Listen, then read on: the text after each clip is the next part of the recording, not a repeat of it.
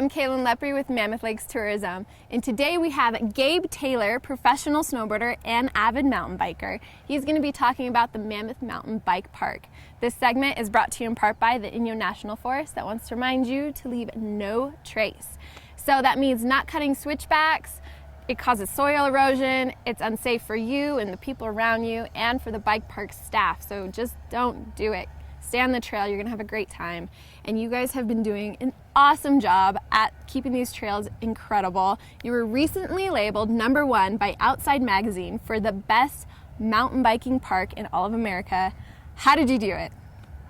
It starts with our staff. Our trail crew they're the best in the world, I think.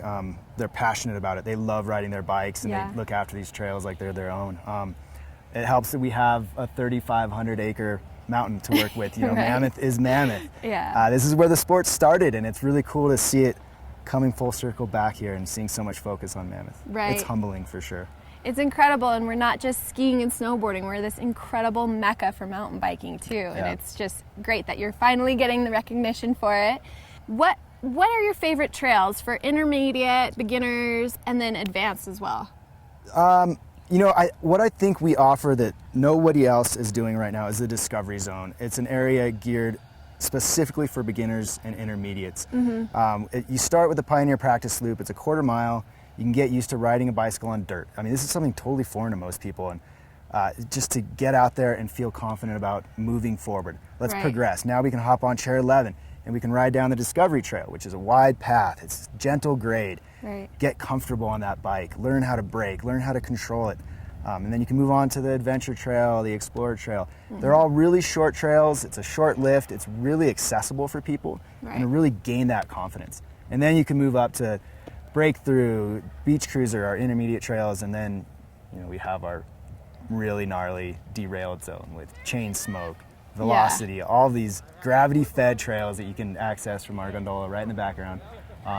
Right behind us, this new feature, the front porch. The guys just built it, and yeah, I mean we're doing a lot of work out there, and I think there's something for everybody. It's true, and it's been fun watching these guys cruise down.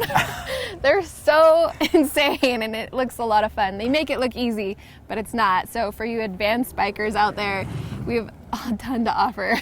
So I've been dabbling the last 4 years in downhill mountain biking. I'm not advanced, I'm intermediate, maybe beginner, probably beginner. What are some good tips for someone like myself who wants to progress? I'd tell everybody, go take a lesson. We have 2-hour group lessons, we have private lessons. Mm-hmm. We're gonna do a bunch of clinics and camps this summer with Cam Zank and Lee Donovan. That's probably the easiest way to get better faster. Yeah. I'd also tell people that you don't need to fixate on that front wheel. Take your eyes, let them move down the trail, because that's where you're gonna go. Right. And that's the easiest way to ride a bike. Relieve some tension. You don't have to be so tense on the bike, because the bike doesn't like being ridden like that. If you were to push a bike down that hill, it'd make it pretty far on its own. So usually it's us that's screwing it up. So relax. Have fun. Have fun. That's the biggest key, is we're all out here having fun. And so we forget to. When we're learning something new, we can get nervous, but definitely have to relax. And I love what you said about just when you're a beginner, getting comfortable on beginner trails before you move forward on advanced trails, Right. Ease your way into it. I use the analogy of surfing. If I were to go to Hawaii and I wanted to learn how to surf, I wouldn't paddle out at Pipeline. Right. I'd go to Waikiki and I'd take off on some small little crumbly waves, and I'd get my confidence up before I moved on to the Pipeline or whatever it is that I wanted to surf. Same here, get really comfortable on trails that are maybe even below your level, and then take that confidence, and then you can progress and ride the harder trails, and eventually get out there and be flowing down Bullet, Twilight Zone, all our pro and expert level trails. Soon. It's in your future, Caleb. It's in the future. Far in the future, maybe. But what's great is if you're not the kind of person who wants to bike uphill, if you don't want to do the crazy endurance, suffering type of riding, you guys have a ton of chairlifts for everybody. We do. I mean, we pride ourselves on our uphill capacity. On the weekend, we're running the gondola all the way to the top. We're running Chair 11, Chair 2, the shuttle from the gondola. But it's crazy how many people want to suffer. Yeah. This has become a real hot spot for cross-country pedaling. And, people, I see them riding uphill every day. And it's we have Beach Cruiser is probably one of the best cross-country trails I've ever ridden in my life. And we have that, and it's cool to get that word out. a lot of kids, it's the fastest growing sport in high school athletics is mountain biking, and so we're definitely embracing that and having kids come out and race and putting on races and developing new courses. And it's exciting stuff. I love cross country mountain biking, so I'm that's liking what I'm the passionate downhill. So, what are some general tips for some people who just want to have the best time up here at the mountain? Get the most out of being at the bike park. I mean, the first thing, we're at 9,000 feet. Drink a lot of water. Put sunscreen on. You don't want to look like you just raced in the Tour de France with tan lines everywhere. Yeah.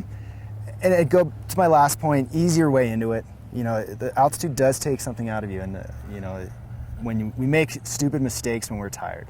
Yeah. So ease your way through your day, and yeah, those are the best tips I can give you. Listening to your body is huge. Totally.